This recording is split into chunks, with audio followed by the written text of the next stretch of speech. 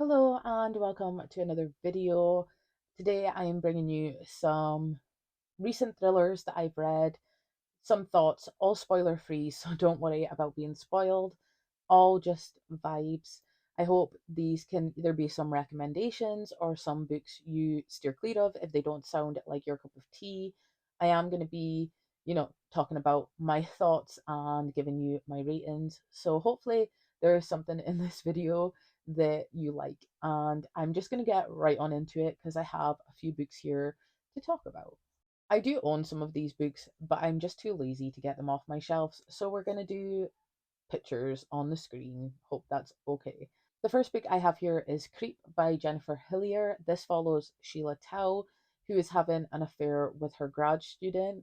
And when she gets engaged, she breaks it off. But little does she know, she breaks off an affair with someone that is not stable. And he turns into a stalker, essentially. Now, I've read one other book by this author. I read Jar of Hearts and really enjoyed it. I gave this a 3.75 because even though it was intriguing, it was a fast read, it was one of those that kept you turning the pages. It also just felt like there could have been a lot more actually happening.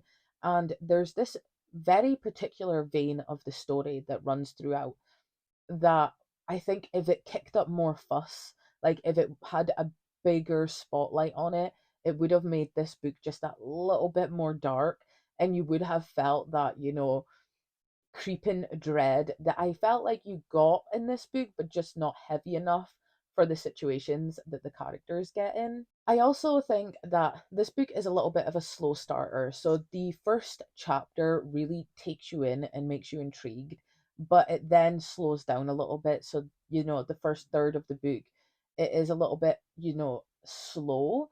But once you hit the halfway point of this book, it does pick up and it does become very intriguing. There is the grad student is called Ethan, and I would have liked more character development or more background story into his past because he obviously plays a huge part in this story, but you get glimpses of his past and his, mental health and who he is as a person. But I just wish that it was drove home that little bit more. I wish that we got to see, his personality and the way he got into doing the things that he ends up doing in this book. I will say this book leaves off on a little bit of a cliffhanger. Like I'm definitely going to read the second one, and it's one of those if you go into expect to want to read the second book because it's very interesting the way that it leaves off. But yeah, it wasn't as good as Jar of Hearts. It was better than Middle of the Road. I was intrigued most of the way through. And if you're looking for something that's like stalker, um, toxic, like not it's not so much a mystery, this is definitely a psychological thriller.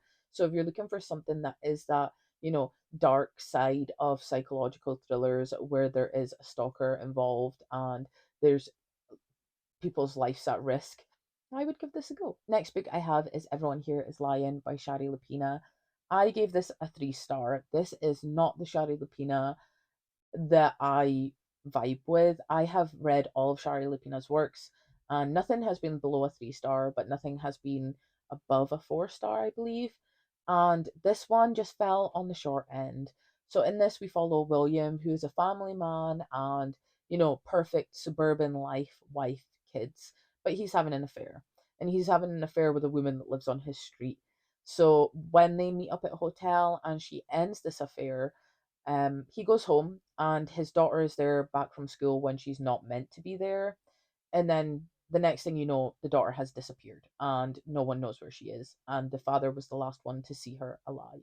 So, I expected this to be really mysterious and like plot driven and fast, but it just wasn't. It felt like we spent a lot of time in because this was told in loads of different POVs from people from the street. Um it just felt like we spent a lot of time dwindling on things that didn't really matter.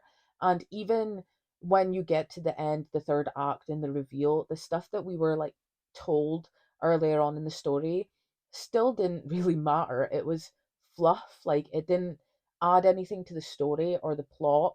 It was just to get you from point A to point B. And I know Shari Lapina can write a thriller that just, wows you and is fast paced and intriguing and mysterious. This just wasn't it.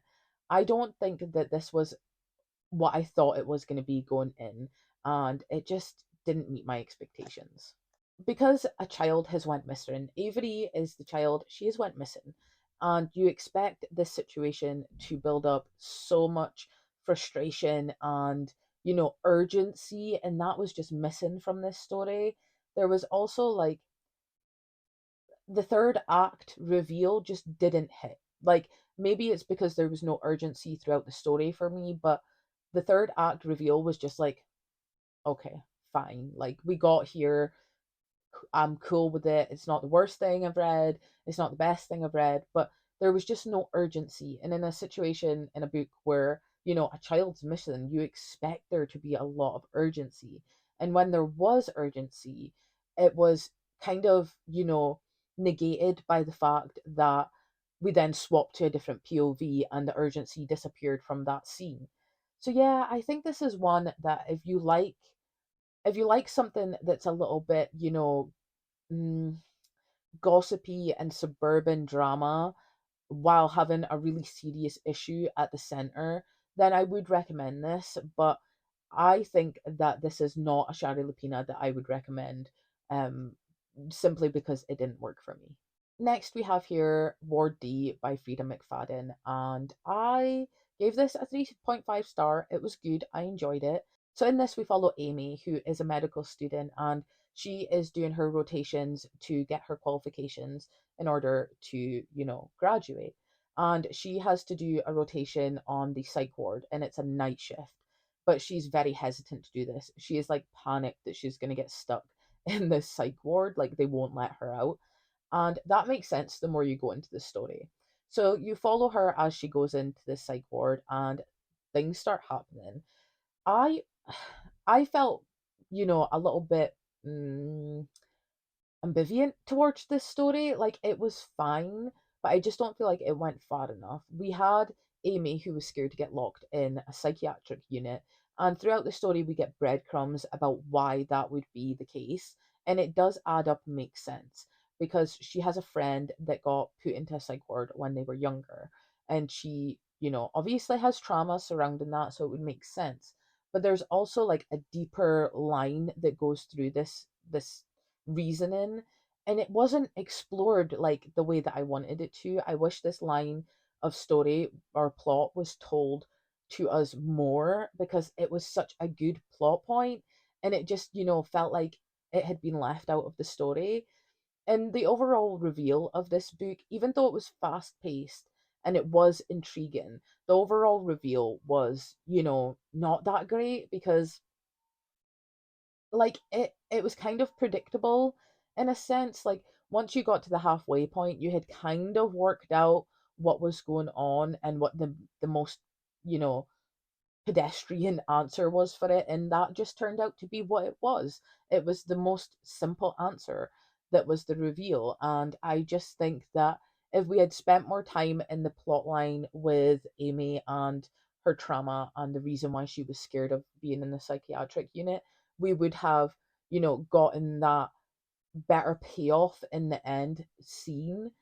But yeah, it just fell short. It was very fast, very intriguing. The characters were well written. It wasn't something that I was like hugely excited about, but it was better than quite a lot of the thrillers that I have read.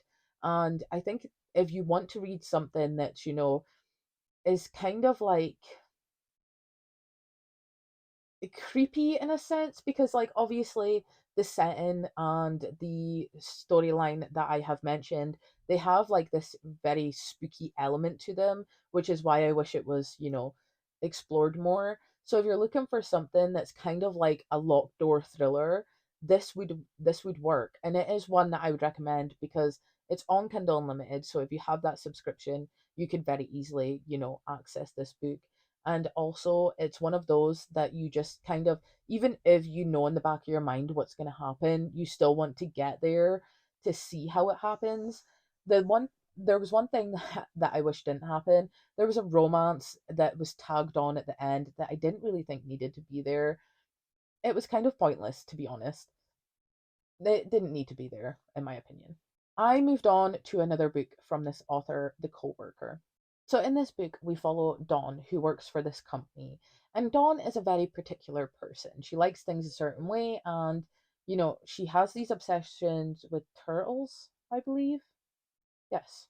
And I can't remember what animal it was. And she is very particular. She is there on time. She goes to the bathroom at the same time every day. So when she doesn't show up to work one day, her coworker Natalie starts like questioning why she wouldn't be at work, because she makes the joke that you could literally be without time and you could figure out the time through Dawn's schedule because she's that to the second. And it turns out that Natalie goes to her house and discovers, a crime scene, and Natalie is distraught and doesn't know where Dawn is.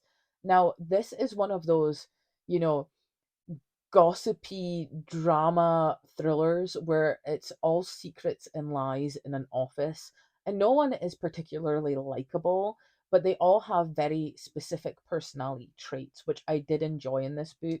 You know, all of the people, all of the characters involved had a very specific personality, and I really liked that aspect. And it was also really nice to see Natalie and Dom because their personalities were day and night. So having them in different scenes with each other really worked well.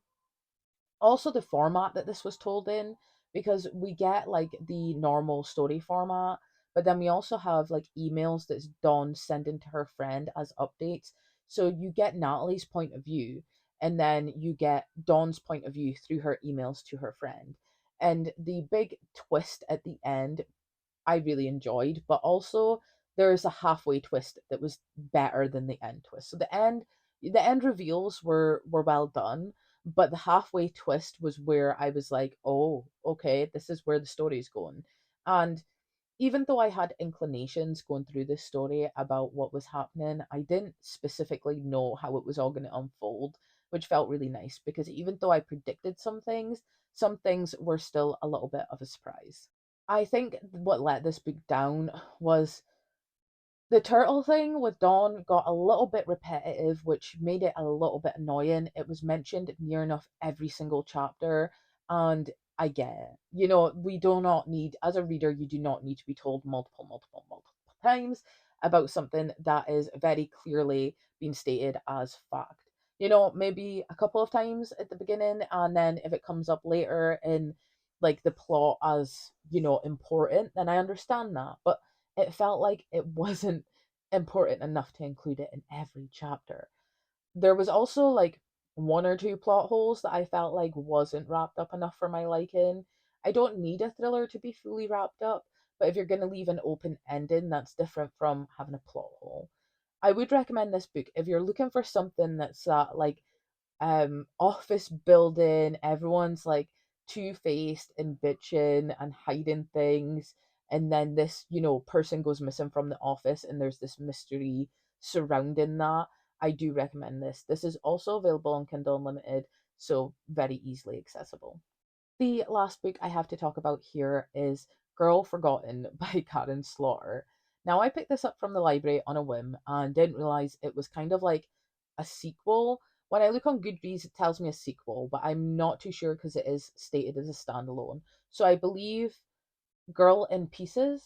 Is that the right one? I don't know. I'll have it on the screen. I believe this is the first one, and this one is like a companion story.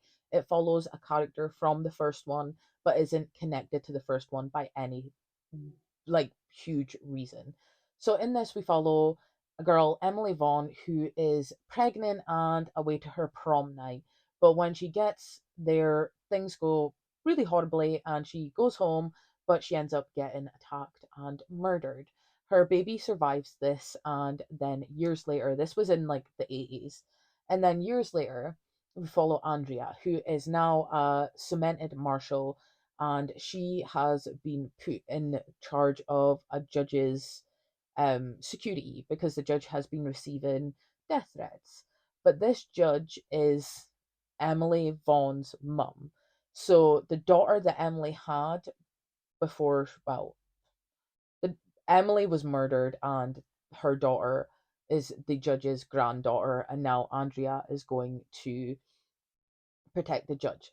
But Andrea has a connection to this town and these people because her dad was a part of this small community, and he was also best friends with Emily Vaughn. Her dad is currently in jail. Now, I feel like this is where the first book would have been helpful to read because you get his and her mum's story and her discovering who her dad is in that one. So I will be going back to read the first one, but I don't feel like you have to read one to read the other because this story fully made sense in and of itself. So she is going back to prove that he killed Emily so that he can stay in jail. She can prove it, he stays in jail. And in this small town, there's just so much going on. So this is told in two timelines. We have the timeline of Emily, like finding out she's pregnant, leading up to her murder. All of her friends are included. And then we have Andrea going back to protect the judge present day, where all of these people are now grown adults. And she's trying to figure out what actually happened to Emily. This was very interestingly told. Karen Slaughter has this way. I've only read two books. This is only the second book, but I can feel it. Like she has this way of making you feel really uncomfortable while you're reading. Like I was reading this and I got really angry at one point over like a conversation that was had. And then at another point I got really sad and sympathetic for Emily and what she was going through. Um so yeah, it was really well told, and dual timelines I'm not opposed to, but I do think they have to be done well or done in a certain way for me to really like click with them, and this just worked. I think I give this a 4 star, and it was definitely one of those that kept me turning the pages and kept me intrigued. And there was this other storyline alongside everything else that was going on. There was like, so one of the teachers from the school where Emily went to had like left the school, and he is now like running a farm with one of Emily's friends who is now an adult. And the farm is, cultish. Like all these women walk around in bare feet, yellow dresses, and they are so thin, like so thin to the point where you look at them and you say, "Do you need help?" This is not something that is easily passable as a lifestyle choice. So there's like this vein going through it where you have the past where Emily's trying to figure out what happened to her because she has no recollection of consenting to anything that would lead to her being pregnant. So you have her kind of investigating that. And then in the present timeline, you have Andrea investigating Emily's murder while also still trying to look after the judge. And then you also have her looking into the teacher and the friend that now run a very sketchy farm. So there's so much going on in this book that makes it so intriguing. If you're looking for something that will make you uncomfortable, dual timelines, a lot of plot points that wrap up really well. Like they wrapped up so well, I had no issues with it. And, something that is going to make you feel, because I felt sad, angry, stressed out, uncomfortable reading this book because it's just one of those that in certain situations that arise in this book make the reader feel uncomfortable if you can kind of put yourself in the world. So if you're looking for something that will make you feel all those things, I highly recommend this. And I also think it's a fast read. So if you want something like that, then this is what I'd go to. I think Karen Slaughter is like the darker side of thriller. I've read two books from her, and she does not hesitate to go, dark. And I like that about her. So I will be reading more Karen Slaughter in the future. Okay, and that is all I have for you. Those are 5 thriller books that I have read recently. I hope you take these and, find something interesting. If I was going to say which I would recommend, I would say Girl Forgotten, definitely. Creep, and okay. Coworker could go either way. So I would say I would recommend Creep and Girl Forgotten. I wouldn't recommend Ward D, Everyone Here Is Lying, and I would, you know, dubiously recommend Coworker. That's not going to work for everyone, but it did, get better than average for me. So I hope you found something that you liked in this video. Let me know down in the comments any of your recommendations. I would love to hear them. Anything that you would like my thoughts on, I can maybe add them to a list and bring you my thoughts. Yeah, I'm going to stop rambling now. I hope you have a great day, great weekend, great week, whenever the hell you're watching this. Remember to stay safe, happy, and healthy, and I will see you next time. Bye. Pick it up from the top,